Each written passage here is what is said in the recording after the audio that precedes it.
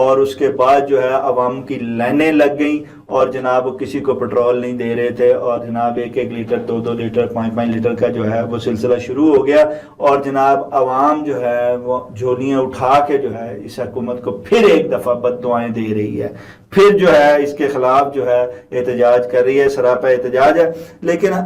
حکومت کے جو ترجمان ہیں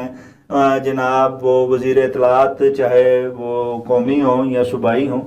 دونوں جناب آ کے بڑے آرام سے وہ بتا رہے ہیں کہ جناب یہ جنگ جو ہو رہی ہے اس میں ہمارا کیا کردار ہے، افغانستان میں ہم کیا کر رہے ہیں، اور عوام کے حوالے سے پٹرول کے حوالے سے انہوں نے کہا جی اب جنگ ہے تو لازمی بات ہے جب راستہ رکا ہے اور پٹرول کی جو قیمت ساری دنیا میں بڑھی ہے تو یہاں بھی جو ہے وہ قیمت بڑھی ہے، لیکن ہم نے دوسروں کے مقابلے میں کم بڑھائی ہے، جبکہ سب سے زیادہ جو ہے وہ پاکستان نے قیمت بڑھائی ہے۔ بھارت میں اس وقت جو پیٹرول ہے وہ 97 روپے ہے جناب، اور سری لنکا میں 293 روپے ہے، اور بنگلہ دیش میں 116 جو ہے وہ ٹکا ہے۔ اب بتائیے کہ کہاں ہم نے سب سے کم جو ہے وہ قیمت بڑھائی ہے، جبکہ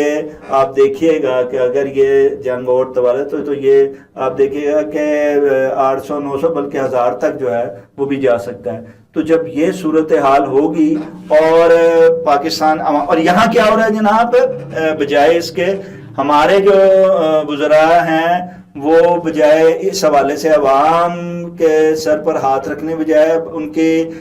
مرہم پر ان کے زخموں پر مرہم لگانے کی بجائے اس پر نمک پاشی کر رہے ہیں جناب۔ وہاں کیا ہو رہا ہے جناب، یہاں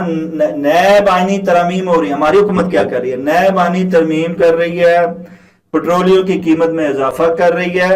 اور 9 مئی پر سزائیں دے رہے ہیں۔